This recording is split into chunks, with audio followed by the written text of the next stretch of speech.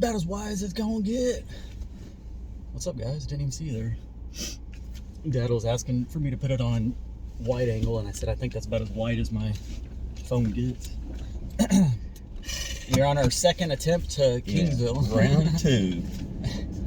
Hey, when nature calls, boys. Y'all know, and girls. Well, before we left the first time, I said I was doing the business. he was rushing me. He kept telling me, "Let's go," and I started getting ready, and I was ready. And then I walked out, and I saw that he had his bathroom door I was taking a dump, and he was trying to rush me, guys. Bottom line. Wasn't rushing. I said, "What are you doing?" He said, "I'm finishing." I'm finishing up. I said, "Okay," and got about 3 minutes up the road, and boy, was my tummy bubbling. So he said, when we turned, which we're fixing to turn here, he says, "My stomach kind of bubbled a little bit." said I'm bubbling. You know, and I thought, man, that's common. So I made the right decision and turned back. He almost didn't make it. Yeah. Anyways, we're on our way back to Kingsville to go get some more supplies now. So I feel better. Hopefully it calms down. But until you can get there. Yeah. So Saturday they dumped off the load of material for the house, and then as y'all knew, it's been raining down here for the past several days, and finally got some sun now, so it's starting to dry everything up. But they couldn't deliver the wood all the way to the end of the driveway, which is okay. They were already starting to sink in, so they fine where it was. They put it down. It's in the middle of the damn driveway. It was fine. You don't have to park back there. I need to park next to the thing. Anyways. I got all that stuff out of the driveway, board by board, and put it on top of the foundation. So. Well, you didn't put the treated lumber under anything, did you? Yeah, I put it on the very bottom. I just moved it all the way over the same way. Just kidding, guys. I wouldn't doubt it. No. I put them all in separate piles. So we'll see how long that lasts. Like I said, it was 10 treated 2x6x10s for the bottom. Then I had 20 for the top plate, 80 2x6x8s for the framing. So we'll see how far that goes. I don't know. So I guess we'll make them in 10-foot sections. That's what I was thinking for set them over the bolts. Yeah, so it'd be easier to move around too. Yeah. But yeah, that's what we're getting into later. We're gonna, like I say, get some supplies. I promised Dad we'd get him some barbacoa tacos from the Ricardo store, so hopefully they have some. Pretty good.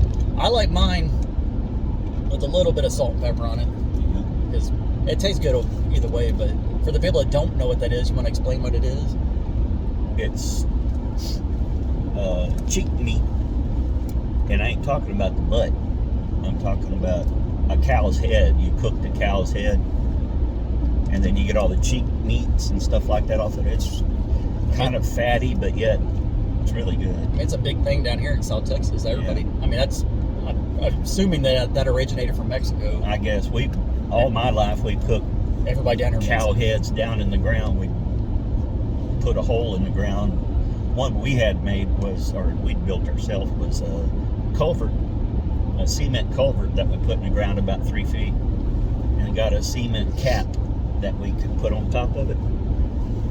Put our hot coals down in the bottom, wrap your head, the cow head, real good, like with foil, and then, or with what we used was... I'm getting hungry now. Saran wrap like stuff, and then put it in foil, wrapped it in wet burlap or something. Well, we put newspapers around it, wet, and then burlap, wet, and then use baling wire to tie it. Leave it in there for 12, hours or more. It's good, and it comes out and just falls off.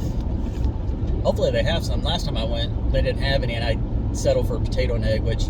Well, I thought you got a carne asada and a... That was the last, or 2 times ago. We make a lot of trips into town, Dad. You forget. I see.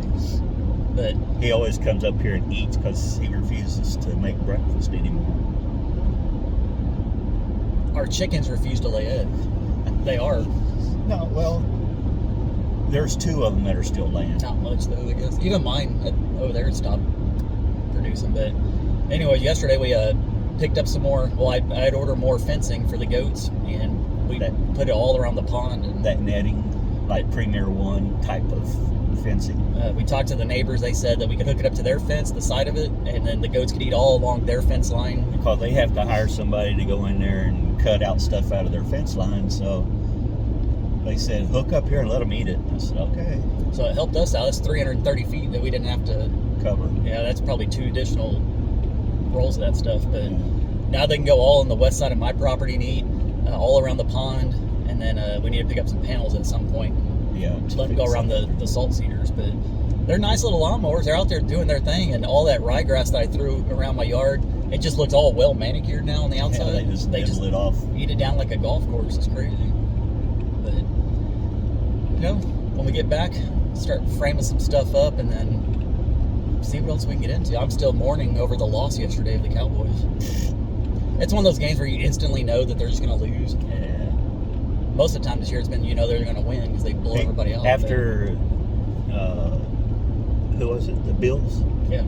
After they scored the first touchdown, he gave up and ran. Well, we were messing with the goats too and the dogs, and now that we have it all fenced off around the pond, I let all 4 of the dogs out there, and the big dogs out there running. Yeah, Daisy dang near went across the entire pond. It's not deep; it's only about 2 feet at the deepest now. But I was throwing sticks out there, and she'd go and swim out there, and then all the other dogs would follow her. And it's funny how they sense that electric wire. Yeah, they know it. There was a gentleman. We live in Texas, of course, so there's a gentleman that was riding a horse just right in front of my property, and I was at the very back end of the pond, and I didn't even know he was there. And all of a sudden, I see all 4 dogs just bolt like a greyhound race straight to him. And I think, oh Lord, I sure hope this fence stops them. And they ran all full speed and then stopped right in front of it and was just barking. So they know. And then Tucker got zapped one time. I was watching them walk across, and they kind of went up. Tucker went up, and it popped him. And boy, they all jumped back. Yeah, you sure. But I mean, it's just a quick little zap, and then it just lets them know, like, hey. I mean, you could stay in there. I guess use this fence permanent if you wanted. You could. I mean, as long as it didn't deteriorate. It's just they're meant for rotational grazing. That's what they are. But they could be. I know people on YouTube that use them all the time for like a pig enclosure. They actually have the pig fencing. But yeah, you have to see my beard starting to grow back. There was a lot of people say, oh, you look so much younger. Then there were some people saying, I just don't like the mustache. And then there were some saying, grow it out. So I don't know. I'm in between everything right now. So it doesn't take me about a week, and it's right where it was. I noticed a lot of white hair growing in. I feel like I shaved off all the dark hair, and all of a sudden it's growing back with light hair. It's crazy. It happens. You're telling me. Because mine was just like yours, that color. Yeah. So, anyways, that's what we're getting into. Still having a little bit of issues with some trash blowing over from the store.